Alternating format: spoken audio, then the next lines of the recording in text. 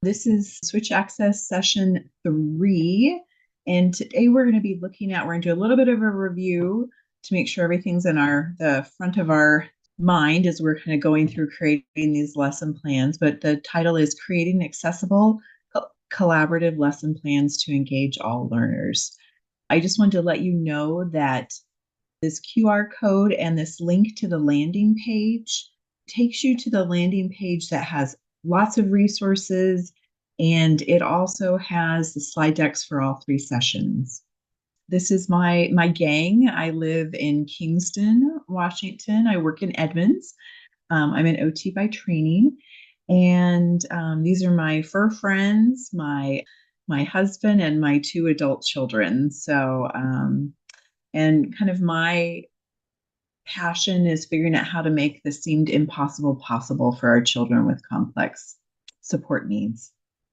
I'm going to do this little a gift to remember review. So hopefully this will stick in your mind as well, and you can share it with your teams.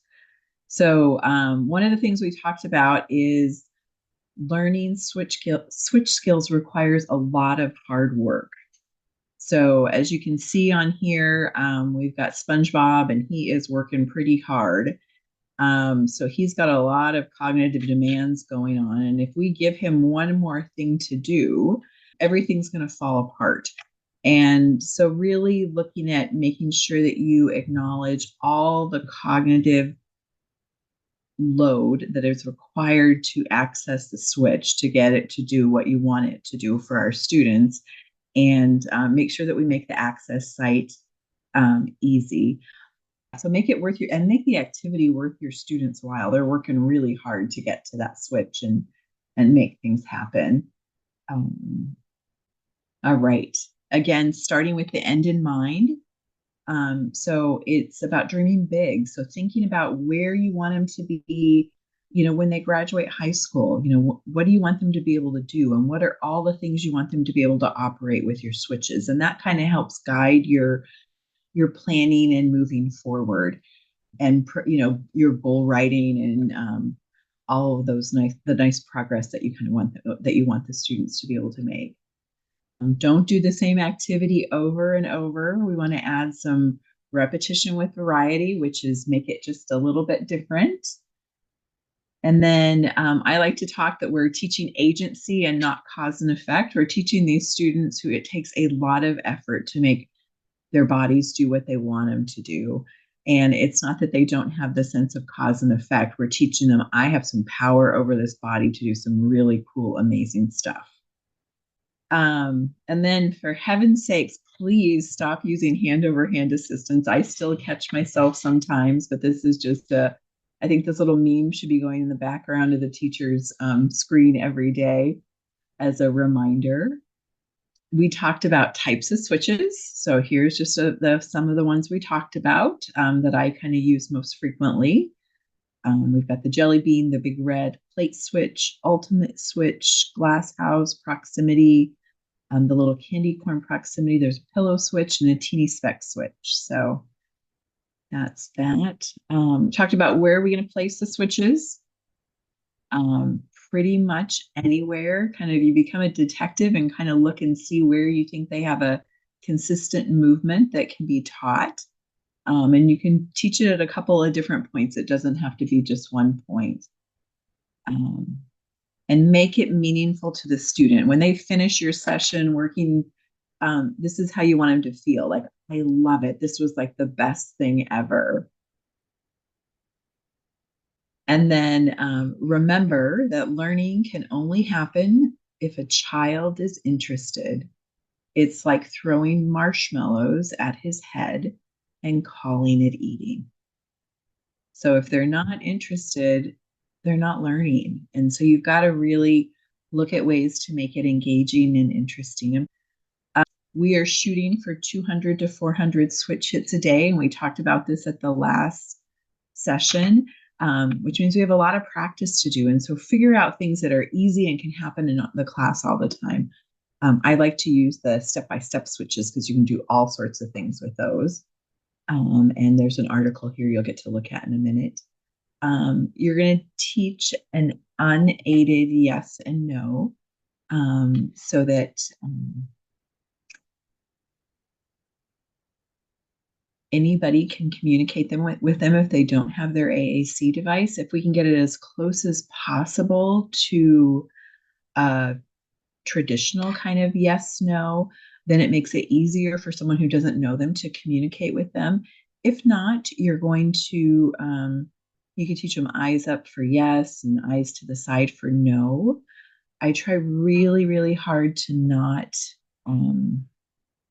use like a smile for my yes, because if you're like feeling sick and you're going to throw up, the last thing you want to do is have to smile about it to get your point across. So in the earlier slide decks, there's some really great resources for how to teach that unaided yes and no. Any questions so far? I kind of rattled through a whole bunch of review stuff, but does anybody have any questions or comments or thoughts?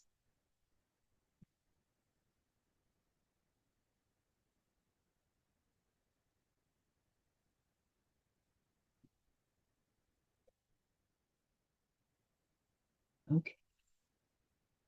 So the 4 tools we talked about, I guess I should have made my screen big. Let's go to slideshow. Sorry about that, everybody. So the 4 tools I talked about last time were the step-by-step with levels, and different ways that you can use that. We talked about the switch adapted pouring tool. We talked about the spinner. And then we talked about the PowerLink. Now, some of you weren't here last week, so do you want me to do just a quick review of what those do?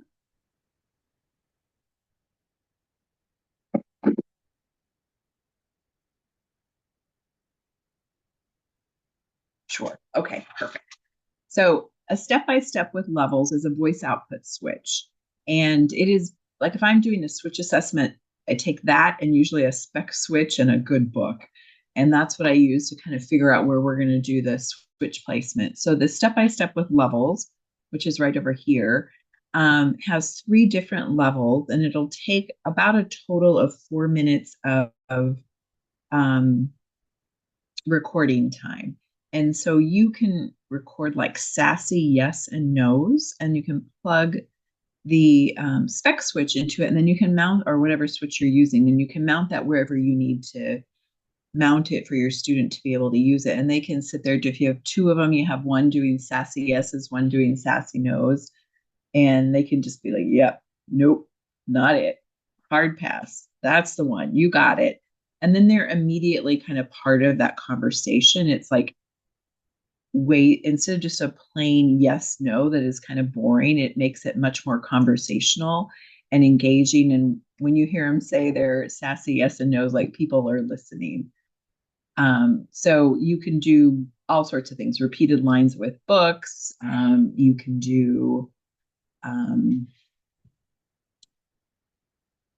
sorry, my brain is not thinking very well today.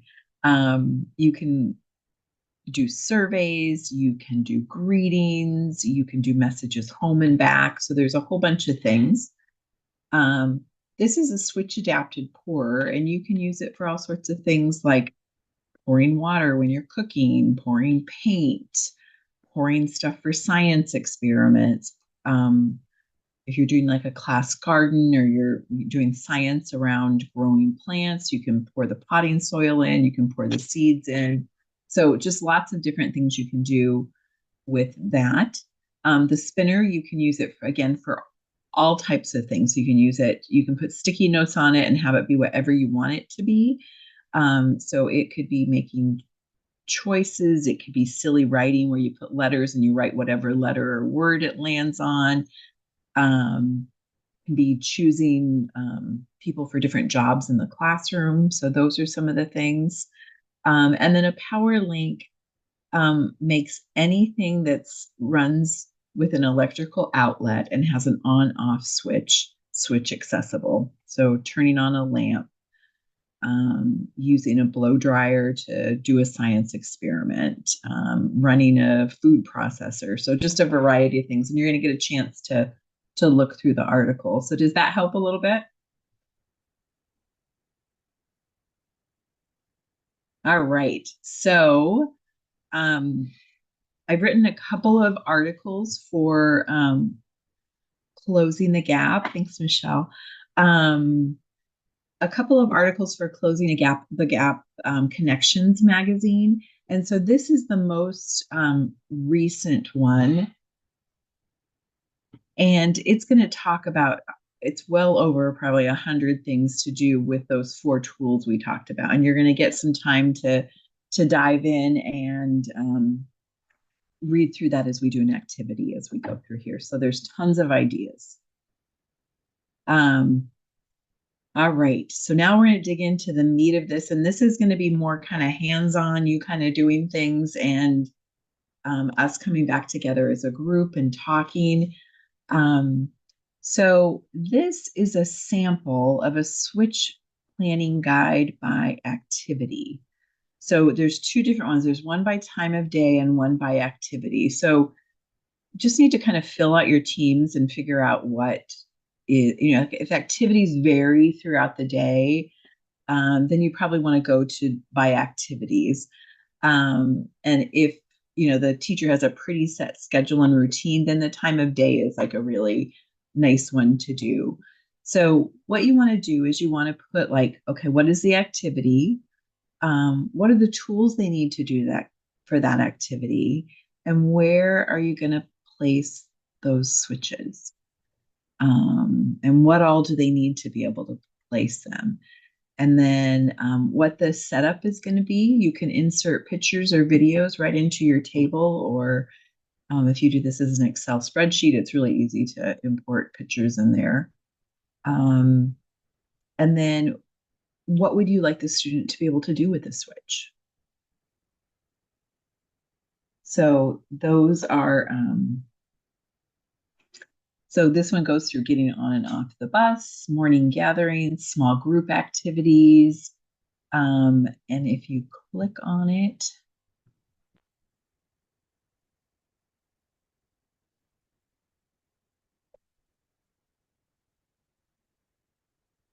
it has even more. So literacy, shared writing, homeschool connection, PE, math, art. You can just add whatever areas that you want for that. Let's go back here. Whoops, we went too far. This is a blank one, so this is one that you can work on.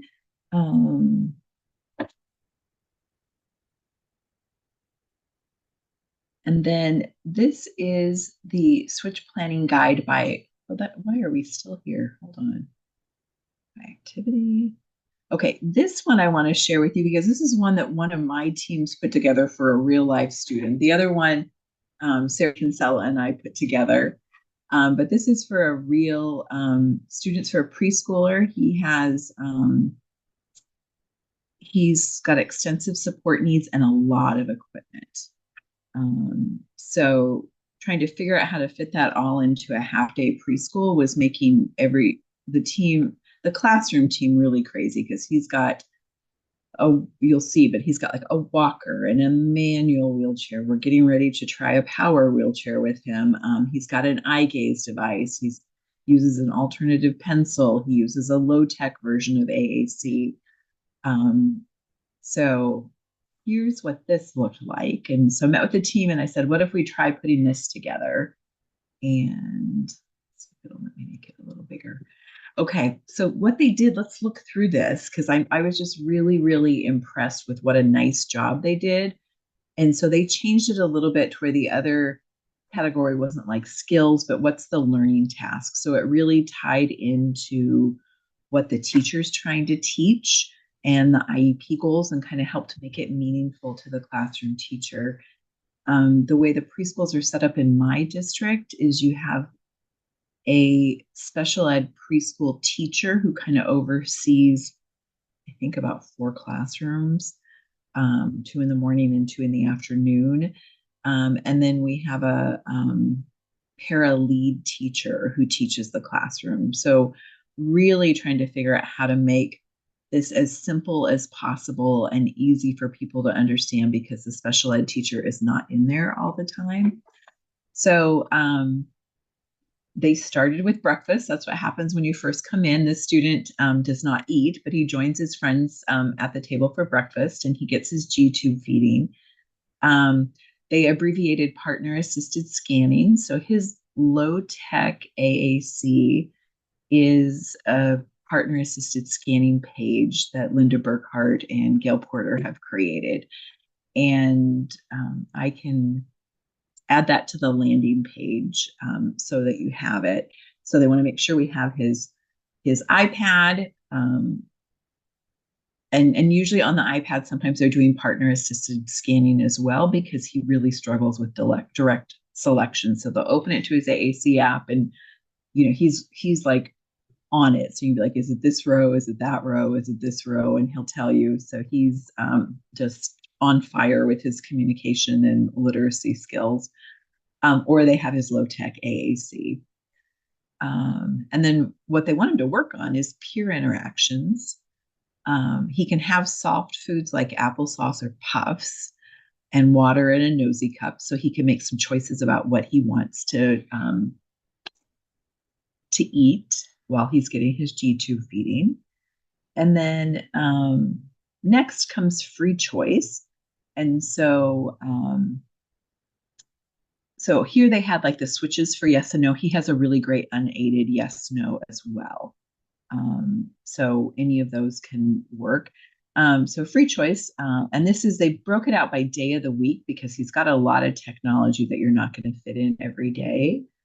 But for free choice, they have him doing the kid walker or walking and sitting with support on the floor. And there's a blue floor tray, which I'm not sure what that is, but they all know what it is. And so then the supplies are he needs a choice board. He needs cleanup recorded on his voice output switch. If they're playing, he's got some switch toys he plays with. You want to stabilize the toys and bring them to the student's level. So get them at a level that's important for him. And what you're working on is peer interactions and self-advocacy. So then comes toileting, and there's the directions for what they need to do and what stays where and when he walks. And then the gym, he's got his supported walking and movement. So whatever they're kind of working on in there, it could vary. He has his low-tech auditory scan AAC book. And then some ideas for things he can do in the gym are, activities are like the stairs, the slide, kind of how much support he needs, roll on the mat, supported sitting and standing on the bouncy trampolines, tossing beanbags to a wall and kicking the ball. So again, we've got circle time, kind of what they want him to have for there. Again, they've got his AAC, his blue step-by-step switch for repeated lines or songs. The goals that they're working on all fit into what the classroom's doing, language modeling. This is their teacher standard gold that they have their goals on. So it works on vocabulary concepts, literacy. And just so you know, this was developed by the entire special ed team. So it was a special ed teacher, OT, PT, SLP, and his lead teacher. So the whole group worked on this together. And then I think you really have some nice buy-in, and it's so much easier. I've been over there that just following through with what he's doing. He's a busy preschooler who moves all over the place. So his eye gaze is really inconvenient to be in some of the positions that he's playing in. And that's why we went to a low-tech partner assisted scanning book. But we want to make sure in like the 2.5 hours he's with us, that he gets time practicing his eye gaze every day. And so they have some free choice. And so at this free choice, he's at the table. I think all the kids are at the table doing free choice. And that's when he works on his eye gaze. But he's communicating. Can you see how he's like communicating throughout the day and using switches throughout the day? So during closing circle, he has his 2 switches mounted at his head. and is low tech AAC, and we're working on large group participation. Does that make sense?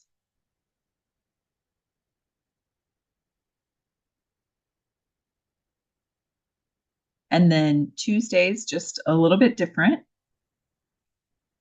because they have different things that they do. And he's got different skills. Like we want him to work on using the switch adapted scissors or some type of tool in his hand for painting. And so things are a little different so that he gets an opportunity during the week to practice a variety of skills. And then they did the same thing for Wednesday. Some things are the same. He has a bike he rides, and so working on that. Circle looks the same. Head switches for at the table.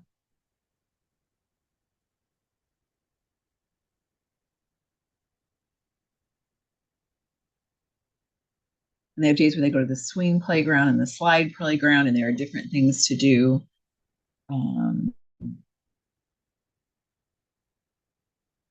And then just some specific things for they went even further and did like, okay, this is what can happen at Circle. These are some choices, some of the tables, switches using switch interface on the iPad, what free choice options are. And then looks like we've got Thursday here. There's a couple versions in here. So I just wanted to share that because it's a team that worked together and spent a lot of time helping design something that was student centered but easy for the team to implement. So if you had a sub come in, your sub would kind of know, okay, this is what what we do and what we get out for this particular student. I also really like on that form or somewhere in the classroom having what their not non-aided yes no is, so they can be like, oh, okay, Joey's yes no is a yeah and a nah, versus Mary's yes no is eyes up for yes and to the left for no, so that anybody who comes in knows how to communicate with the students. Any thoughts on that or comments or questions?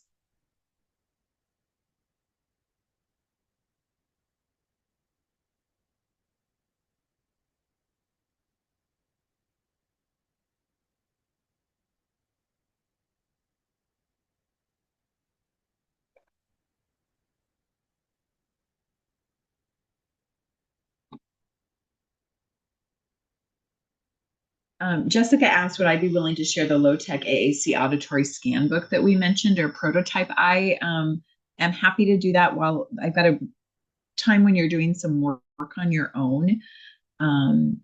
And I will get it up while you're doing that. And Kelly mentions it's a great reminder for all the staff. Ashane, is it too late to add a breakout room, do breakout rooms or?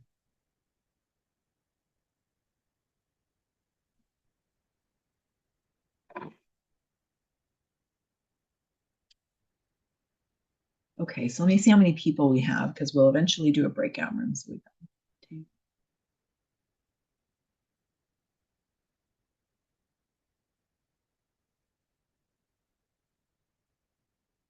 What about if we do about 4 to a breakout room? That'll be like 3 breakout rooms. So you guys can all work together. It's more fun to collaborate and work together. So again, this is the sample that Sari and I put together of another switch activity by time of day, like you just saw from my preschool team. And then there's a blank one.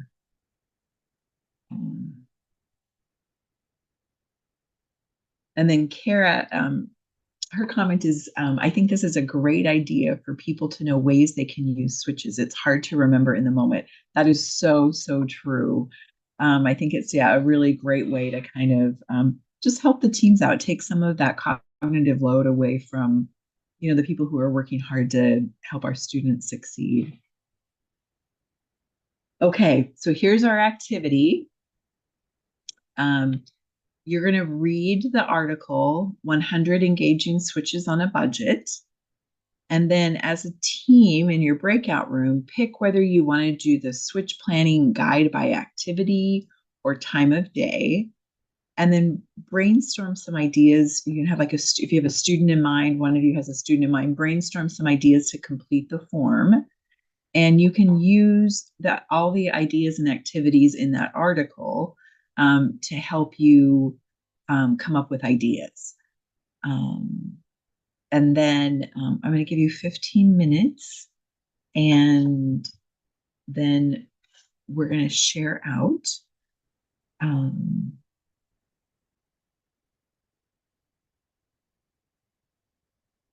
Okay, it looks like we have everybody back here. So a couple of ways we could do this.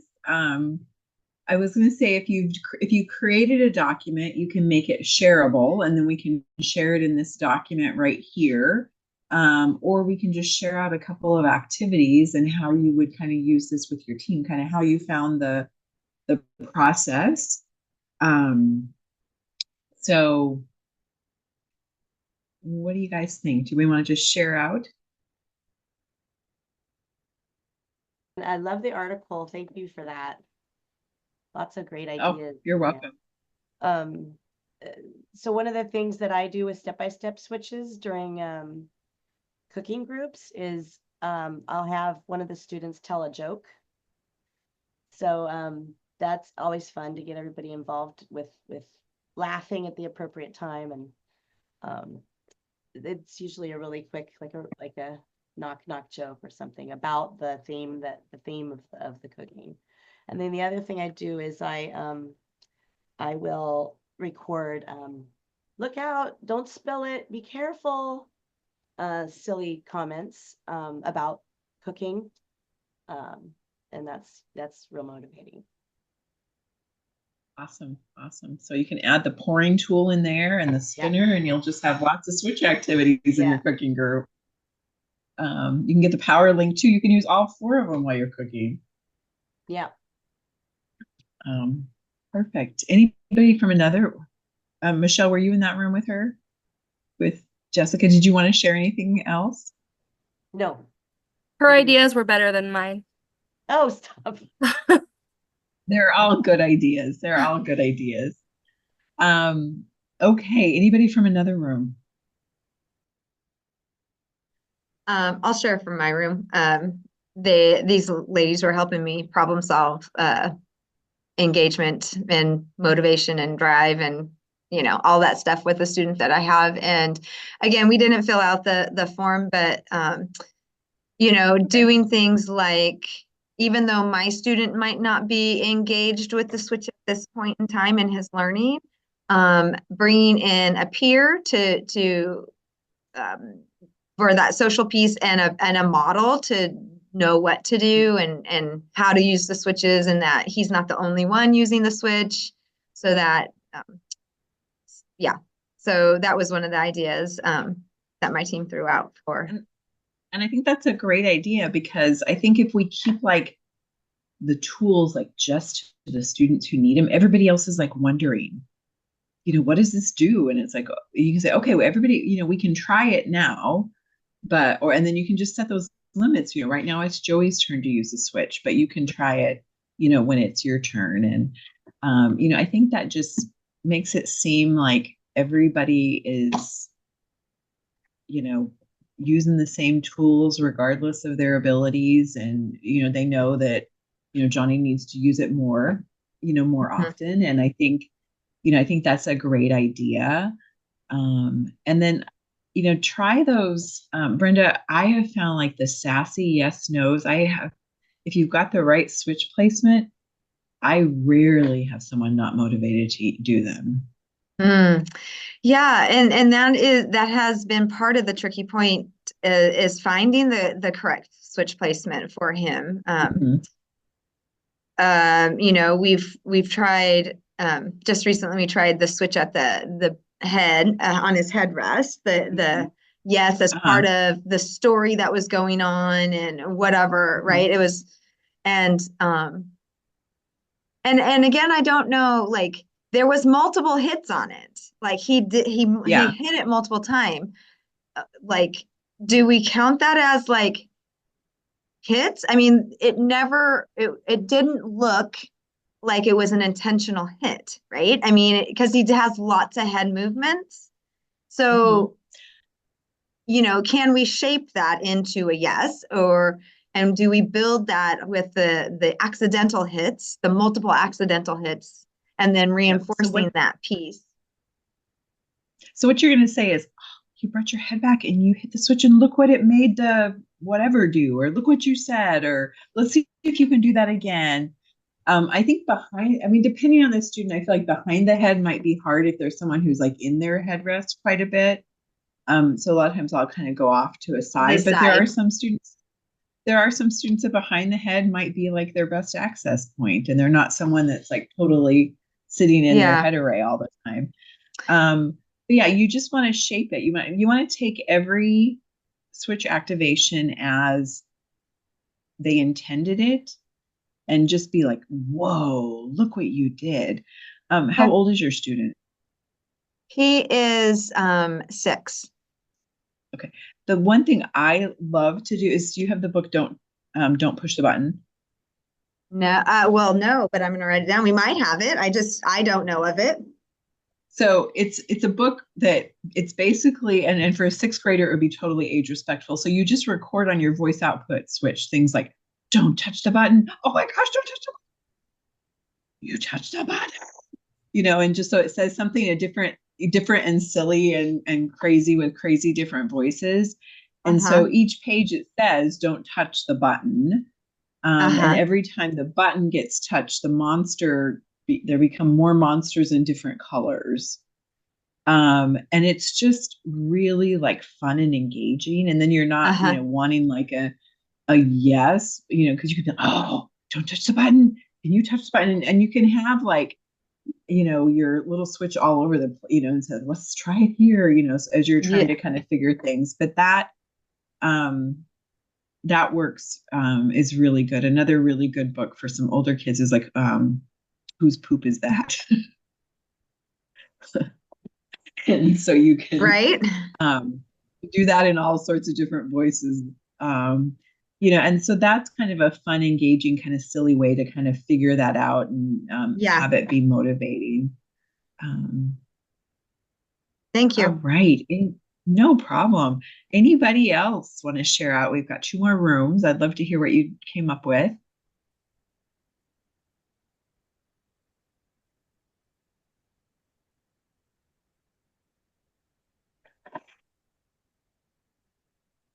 Oh, Molly's asking what books. Don't touch the button. And the other one is, whose poop is that? There's another one called Who Pooped on Me. Thanks, Valerie, for putting that in. So Dory and I were in a group together, and her school district already has a matrix that they fill out. It just doesn't have switch use as part of it. So I was jealous. They have a great head start for her student. Awesome. Yeah, Dory, if you'd be willing to share, I'd love to see what you guys are doing. And if I can share it on the landing page for everybody else, I'd be happy to do that.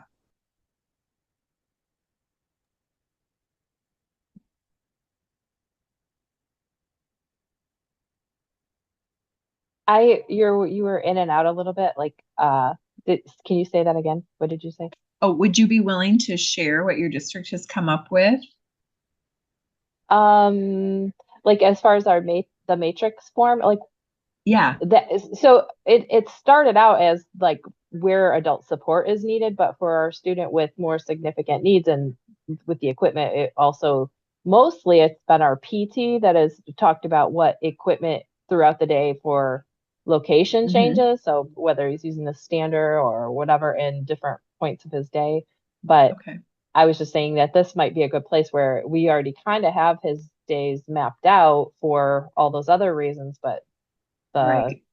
and he has a eye gaze communication device that Mhm. supposed to be with him all the time. So but switches is just something we're just starting to figure out. I Just think starting with. because he does have this robust communication system, but he's still learning to use it. So I think the one thing we do need is that more consistent yes, no for people who are maybe not familiar with how so he can an accurate and consistent yes, no, I guess. So that's where maybe Yeah. the switches will be novel and it's just not what he's used to having. So Well, and eye gaze isn't going to let him do everything that he's going to want to do. It's going to let him say everything he wants to say, but it's not going to let him do everything. So if he's in like a food consumer science class, and they're he's cooking, 6. like Jessica, He's 6 and but he's I'm in a just saying, gen ed setting, so they're not cooking. They're not, so he's in an inclusive setting. So it's an art class right. maybe so we're still working on it because So it is yeah, a so like he totally wants to do inclusive art, but environment and he's the only one. yeah. Yeah, so he could do art. There could be some activities he plays with at recess, some different switch activities, because the eye gaze is never going to be enough for everything he needs to do. So continue to, at 6th grade, I'm so glad you're starting with him soon. But I always look at what are the other kids doing, and is there a way it can easily and quickly be modified with a switch? And he's 6 Um, years old, not 6th grade. oh, sorry, I meant 6 years. Okay. Well, perfect. Yeah. Those sound like some great resources. Anybody else? One more room. Anybody else want to share?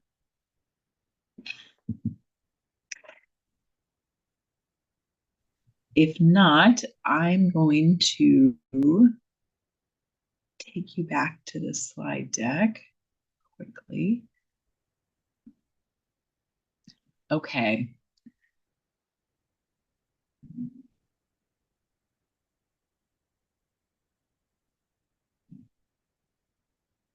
So here is the partner assisted scanning that we've been using. So as a light tech for like places when their eye gaze isn't going to work, or when they're whatever they're using for their AAC system isn't going to be able to be in that location, like bed or different things. So this is 3 pages long. I printed on tear-free paper, so it's sturdy. You could print it on regular paper and laminate it. But basically what you do, I'll show you kind of how this looks, is you're going to say, okay, and you're going to start teaching it. So you're going to say, hey, is it a chat word? Let's see what the chat words are. And you can tell me if it's a chat word. And the list is really long. So I take it in like 5-word chunks. So I'm going to say, okay, do you want to say, I don't know, more, done, help, or oh no? Okay, hurry up, wait, me, you, listen. Yes, I want to say one of those. Is it hurry up? No. Is it wait? No.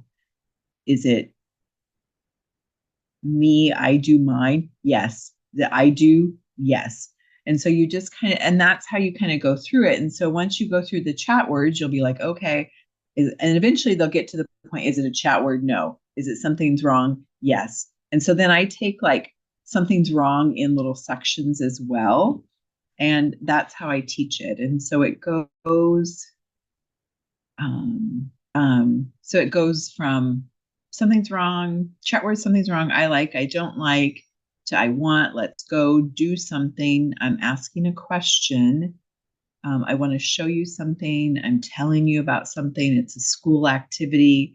And then you can do a people list here. And then there's room down here to list other things that might be words that they are using. So it's works really, really well as a light tech version, and it gives them lots of words. So I've been finding this to be really successful. We started implementing it this year with a lot of our AAC users who use eye gaze or switch access scanning to communicate as something to do like when they don't like, if they're being changed or, and they don't have that device right there, or if they're a busy little, like I said, my 5-year-old in preschool is all over the place and in all sorts of positions. And the eye gaze it's going to be a nightmare trying to calibrate the eye gaze for all of those. And we really want him interacting with his peers. So I just wanted to leave you with this quote.